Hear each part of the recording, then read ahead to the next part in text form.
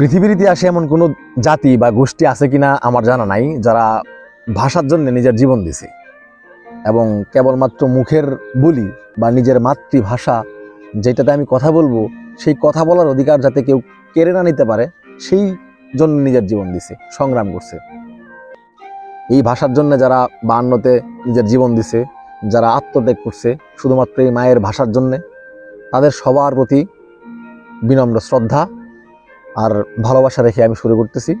আসলে আমরা বাঙালি হিসাবে যে পরিমাণ ডেডিকেশন আমাদের ভাষার জন্য, যে জাতি জীবন দিতে পারে সেই জাতি এখন পৃথিবীর সবার রোল মডেল হওয়া উচিত ছিল, বা পৃথিবীর এমন একটা জায়গায় আমরা অবস্থান করার কথা ছিল যেখানে পৃথিবীর অন্য সকল মানুষজন বা জাতিগোষ্ঠী আমাদের দিকে তাকায় থাকার কথা ছিল, কিন্তু আমরা পারি নাই।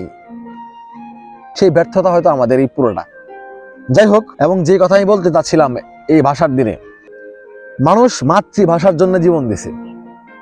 ঠিক আছে, আমাদের দেশে অনেক ভাষার প্রচলন আছে, আঞ্চলিক অনেক ভাষার প্রচলন আছে, এবং নিজের মায়ের ভাষা যেটা যেটা একটা সন্তান ছোটবেলা থেকে তার মার মুখ থেকে শুনে বড় হয়, তাই তার মাতৃভাষা। এবং সবাই কিন্তু সেই ভাষার জন্যই জীবন দিচ্ছে বা ভাষার জন্যই লড়াই করছে।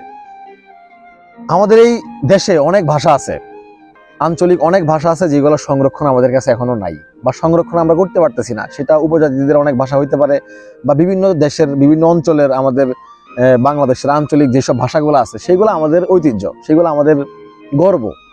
সেই সমস্ত ভাষাগুলো আমাদের এখনো সময় যায় নাই যে সমস্ত ভাষাগুলো আমরা নথিবদ্ধ করে পরবর্তী প্রজন্মের কাছে আমরা তাদেরকে সুন্দরভাবে তাদের সামনে উপস্থাপন করে তাদেরকে সেই ভাষায় দীক্ষিত করতে পারি। বইয়ের ভাষা তো তারা জানবেই, সাধু ভাষা, চলিত সাধু ভাষা, এই সমস্ত ভাষা তো তারা চর্চা করবেই, অফিসিয়াল যে ভাষা বাংলা। এর বাদ বাকি যেসব আঞ্চলিক ভাষা আছে সেই সব আঞ্চলিক ভাষাও আমাদের অনেক বড় সম্পদ, অনেক বড় গর্ব।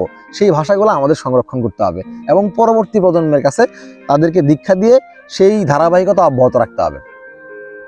আরেকটা জিনিস আমি ছোট্ট করে বলি যে আমাদের মধ্যে আঞ্চলিকতা নিয়ে একটা সংকোচতা কাজ করে, সংকোচ কাজ করে। যে শহরে গিয়ে আঞ্চলিক ভাষায় কথা বলতেছে একজন, সে পড়ালেখা করতেছে, তারা সবাই মানে অন্য একটা দৃষ্টিতে দেখে, খ্যাত খ্যাত ভাব শরীরে এমন একটা ভঙ্গিতে দেখে, যেটা আসলে আমার সংকোচতার কোনো কারণ আমার ভাষা না। এটা আমার গর্ব হওয়া উচিত যে আমার মাতৃভাষা, ছোটবেলায় আমি মার মুখ থেকে যে ভাষা শিখে আমি বড় হয়েছি সেটা হচ্ছে আমার গর্ব। আমি আমার স্কুল কলেজে বা আমার কাজের জায়গায় আমি আমার যেই ভাষা আছে বাংলা, সাধু বা চলিত সাধু বা অফিসিয়ালভাবে যে ভাষা ব্যবহার করা হয় সেই ভাষা আমি ব্যবহার করতে পারি। কিন্তু আমার ব্যক্তিগত জীবনে বা আমার বন্ধু বান্ধবের আড্ডায় বা আমার ব্যক্তিগত লাইফ কালচারে আমি আমার আঞ্চলিক ভাষা ব্যবহার করতেই পারি। আমি আমার বাড়িতে কথা বললে, আমার বাপ মার সাথে কথা বললে, আত্মীয় স্বজনের সাথে কথা বললে আমি আমার ব্যক্তিগত আঞ্চলিক ভাষা ব্যবহার করা কোনো লজ্জার বিষয় না। আঞ্চলিকতা আসলে সংকোচ লাগার মতো কোনো ব্যাপার না। আঞ্চলিকতা এটা হচ্ছে আমার গর্ব, এটা আমার এলাকার একটা রূপ, সৌন্দর্য। ঠিক আছে, সবাই নিজের ভাষার প্রতি শ্রদ্ধাশীল হন। আমাদের দেশের যত আঞ্চলিক ভাষা আছে সমস্ত আঞ্চলিক ভাষার প্রতি শ্রদ্ধাশীল হন, কারণ এটা আমাদের দেশের একটা সম্পদ, গর্ব, মানুষের ভাব প্রকাশের সুন্দর একটা মাধ্যম। ভালো থাকবেন সবাই, সুস্থ থাকবেন। আল্লাহ হাফেজ।